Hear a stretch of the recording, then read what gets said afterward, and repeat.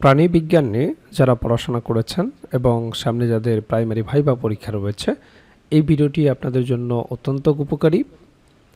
এই ভিডিওতে আমরা আমাদের প্রাণীবিদ্যা প্রাইমারি ভাইবা নোটের 1 নাম্বার রিয়েল ভাইবা এক্সপিরিয়েন্সটি আপনাদের সাথে শেয়ার করব। আশা করছি আসন্ন ভাইবা পরীক্ষায় আপনারা এখান থেকে কমন পেয়ে যাবেন। যার রিয়েল ভাইবা এক্সপিরিয়েন্স আলোচনা করব, তিনি জামালপুর জেলা থেকে ভাইবা পরীক্ষায় অংশগ্রহণ করেছিলেন।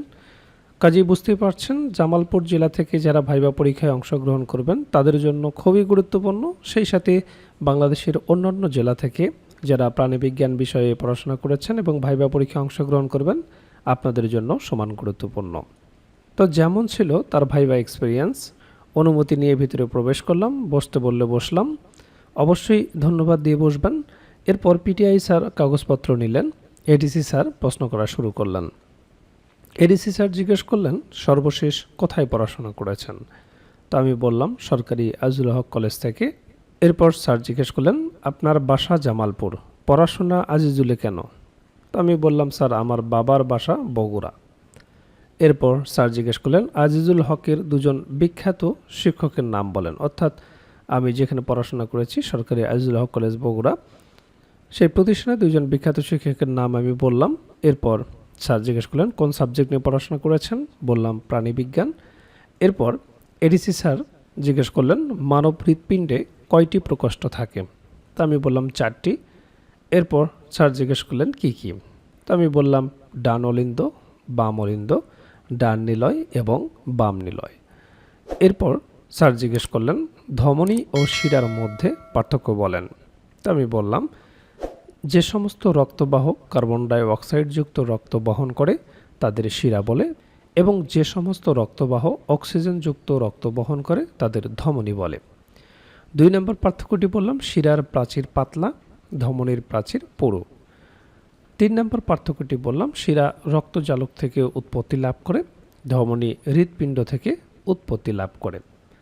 4 নম্বর পার্থক্যটি বললাম, শিরার গহ্বর প্রশস্ত, ধমনীর গহ্বর সরু। এরপর পিটিআই সুপার স্যার জিজ্ঞেস করলেন, উদ্ভিদের কি জীবন আছে? তা আমি বললাম স্যার আছে। এরপর এডিসি স্যার জিজ্ঞেস করলেন, কিভাবে বুঝবেন যে উদ্ভিদের জীবন আছে? তো আপনারা এভাবে উত্তর দিতে পারেন, আমরা নোটে এভাবে উত্তরটি সংযোজন করেছি, আপনারা এটি দেখতে পারেন। বললাম গাছের যে জীবন আছে তা অনেকভাবে প্রমাণ করা যায়। যেমন মানুষ যেমন একসঙ্গে অনেকজন বাস করে আর এর ফলে সমাজ গড়ে ওঠে, গাছেদেরও তেমনি সমাজ গড়ে ওঠে। একসঙ্গে অনেক গাছ মিলে জঙ্গল হয়। মানুষের সমাজে যেমন একজন বয়স্ক ব্যক্তি থাকে যাকে সাধারণ অর্থে মুরব্বী হিসেবে ধরে নেওয়া হয়, গাছেদেরও জঙ্গলেও তেমনি কিছু গাছ থাকে ঝাঁকড়া, যাদের অনেক বয়স, তারা নিজেদের পাতাসহ শরীরের জলীয় বাষ্প সঞ্চয় করে রাখে, যা অনাবৃষ্টির সময় অপ্রাপর গাছেরা ব্যবহার করে থাকে। গাছের স্পর্শ অনুভূতি আছে, তা বোঝার একটি সহজ উপায় হলো লজ্জাবতী গাছ। জগদীশচন্দ্র বসু এই গাছ বা গুল্ম নিয়ে গবেষণা করেছিলেন।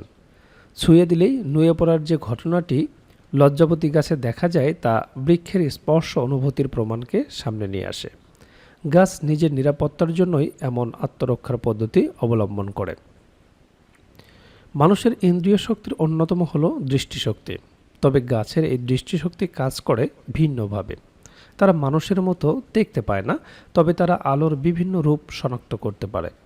এর সবচেয়ে পরিচিত উদাহরণ হলো সূর্যমুখী। এই ফুল বা ফসল সূর্যের আলোর দিকে বাড়তে থাকে। এছাড়া যে কোনো গাছকেই দেখা যায় সূর্যের দিকে বেড়ে উঠতে। সামান্য পরীক্ষায় যে কেউ বিষয়টি প্রমাণ পেতে পারেন। কোনো চারা গাছকে সামান্য ফাঁক রেখে ঢেকে দিলে দেখা যাবে সেটি আলোর দিকে মুখ করে বেড়ে উঠছে, অথবা ঘরের ভিতর কোনো গাছ রাখলে দেখা যায় সেটি জানালার দিকে বেড়ে উঠছে, যেখানে আলো আছে। গাছ এভাবে তার দৃষ্টিশক্তিকে কাজে লাগায়। এরপর এডিসি স্যার জিজ্ঞেস করলেন, গাছের জীবন আছে কোন বিজ্ঞানী প্রমাণ করেন? বললাম বিজ্ঞানী জগদীশচন্দ্র বসু। এরপর এডিসি স্যার জিজ্ঞেস করলেন, বাংলাদেশের 3 জন বিজ্ঞানীর নাম বলেন। বললাম সালমা সুলতানা, ফেরদৌসী কাদরি ও সাইমা সাবরিনা। এরপর পিটিআই সুপার স্যার জিজ্ঞেস করলেন, বাংলা বর্ণমালা কয়টি? আমি বললাম বর্ণমালা 1টি। এটি ভালোভাবে মাথায় রাখবেন, যদি বর্ণমালা জিজ্ঞেস করে সেক্ষেত্রে উত্তর হবে 1টি, যদি বলে বর্ণ কয়টি সেক্ষেত্রে 50টি। এরপর পিটিআই সুপার স্যার জিজ্ঞেস করলেন 7 জন বীরশ্রেষ্ঠের নাম বলতে পারবেন? তো আমি বললাম বীরশ্রেষ্ঠ হামিদুর রহমান, বীরশ্রেষ্ঠ মোস্তফা কামাল, বীরশ্রেষ্ঠ নূর মোহাম্মদ শেখ, বীরশ্রেষ্ঠ মহিউদ্দিন জাহাঙ্গীর, বীরশ্রেষ্ঠ মুন্সি আব্দুর রউফ, বীরশ্রেষ্ঠ রুহুল আমিন, বীরশ্রেষ্ঠ মতিউর রহমান। আর শেষের দিকে তাদের পদবিগুলো দেওয়া হয়েছে এই কারণে অনেক সময় জিজ্ঞেস করে থাকে বীরশ্রেষ্ঠ মুন্সি আব্দুর রউফ তিনি কী ছিলেন, তখন আপনি বলবেন ল্যান্স নায়েক ছিলেন। তো এইভাবে অনেক সময় তাদের পদবি সহ জিজ্ঞেস করে থাকে। এরপর পিটিআই সুপার স্যার জামালপুর জেলা সম্পর্কিত প্রশ্ন জিজ্ঞেস করলেন, সেটি হচ্ছে জামালপুর কয়টি উপজেলা? প্রথমে আমি ভুলে 8টি বলে পরে মনে হলো যে 7টি, এজন্য সরি বলে 7টি বললাম। তো সেই 7টি উপজেলা আপনারা দেখে যাবেন। আপনারা জানেন যে জেলা সম্পর্কিত প্রশ্ন অবশ্যই জিজ্ঞেস করবে, এই জন্য আপনি যে জেলা থেকে ভাইবা পরীক্ষায় অংশগ্রহণ করেন না কেন আপনাদের একটি জেলা নোট দেওয়া হয়, যাতে ভাইবাতে আপনাকে আপনার জেলা সম্পর্কে কোনো প্রশ্ন করে আটকাতে না পারে। এরপরে পিটিআই স্যার জিজ্ঞেস করলেন জামালপুরের 5 জন বিশিষ্ট ব্যক্তিত্বের নাম বলেন। তখন আমি সরি বলেছি, মনে ছিল না। তো আপনারা যারা জামালপুর জেলা থেকে ভাইবা পরীক্ষায় অংশগ্রহণ করবেন দেখে যান 5 জন বিশিষ্ট ব্যক্তির নাম। তারা হলেন নাটকে বাংলার মুকুটবিহীন সম্রাট আনোয়ার হোসেন, জাতীয় চলচ্চিত্র পুরস্কার প্রাপ্ত নাট্যকার আমজাদ হোসেন, প্রয়াত নাট্য ব্যক্তিত্ব আব্দুল্লাল মামুন, বিখ্যাত গীতিকার ও শিল্পী মরহুম নজরুল ইসলাম বাবু, মুক্তিযুদ্ধের ইতিহাস রচনাকারী মরহুম হাসান হাফিজুর রহমান, মরহুম স্পিকার আব্দুল করিম, বাংলাদেশ ব্যাংকের গভর্নর ডক্টর আতিউর রহমান। তো আপনারা দেখলেন ভাইবা বোর্ডে কী ধরনের প্রশ্নগুলো জিজ্ঞেস করা হয়, কোন কোন বিষয় থেকে প্রশ্ন জিজ্ঞেস করা হয়। আর এই বিষয়গুলো নিয়েই আমরা তৈরি করেছি প্রাইমারি ভাইবার জন্য কমপ্লিট একটা প্যাকেজ, যে প্যাকেজে আপনার বিষয়ভিত্তিক ভাইবা প্রশ্নোত্তর থাকবে, একেবারে রিয়েল ভাইবার আলোকে বিষয়ভিত্তিক নোটটি তৈরি করা হয়েছে, যেখানে বিগত বছরে যে রিয়েল ভাইবাগুলো হয়েছে তা সুন্দরভাবে সমাধান করে দেওয়া হয়েছে। সেই রিয়েল ভাইবাগুলোও যদি আপনারা ভালো মতো দেখে যান সেখান থেকেই বেশিরভাগ প্রশ্ন আপনারা কমন পেয়ে যাবেন। এছাড়াও আপনারা জানেন যে ডিপার্টমেন্টে আপনি ভাইবা দিতে যাবেন, সেই ডিপার্টমেন্ট সম্পর্কে অবশ্যই আপনাকে প্রশ্ন জিজ্ঞেস করতে পারে। তো সেই বিষয় সম্পর্কে একটা ভাইবা নোট থাকবে, প্রাইমারি সম্পর্কিত একটা ভাইবা নোট থাকবে। প্রাইমারি ভাইবাই অবশ্যই আপনাকে অনুবাদ জিজ্ঞেস করবে, অনুবাদের উপর একটা ভাইবা নোট থাকবে, যেগুলো প্র্যাকটিস করে গেলেই যথেষ্ট। এরপর আপনার নিজ জেলা সম্পর্কে অবশ্যই আপনাকে 2-1টি প্রশ্ন জিজ্ঞেস করতে পারে। আপনার জেলা কেন বিখ্যাত, আপনার জেলা দর্শনীয় স্থান কি, আপনার জেলার নামকরণ ইতিহাস কি, বিখ্যাত খাবার কি, ভাষা ও সংস্কৃতি সম্পর্কে জিজ্ঞেস করতে পারে, মুক্তিযুদ্ধে কী অবদান রেখেছিল, নানাবিধ গুরুত্বপূর্ণ প্রশ্ন থেকে আপনাকে 2-4টি প্রশ্ন জিজ্ঞেস করতে পারে। তো সে সম্পর্কিত আপনার জেলার ওপর সুন্দর একটা সাজানো গোছানো নোট থাকবে।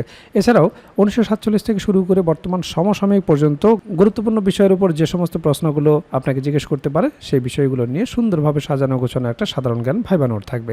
এছাড়াও আপনারা জানেন যে প্রাইমারি ভাইবা বোর্ডে বাংলা ব্যাকরণ এবং সাহিত্য অংশ থেকে বেসিক কিছু প্রশ্ন জিজ্ঞেস করে থাকে, সে বিষয়ে একটি ভাইবা নোট থাকবে। এছাড়াও গণিতের একটি বেসিক ভাইবা নোট থাকবে। আপনারা জানেন যে পাটিগণিত, বীজগণিত এবং জ্যামিতি অংশ থেকে কিছু বেসিক প্রশ্ন জিজ্ঞেস করা হয়।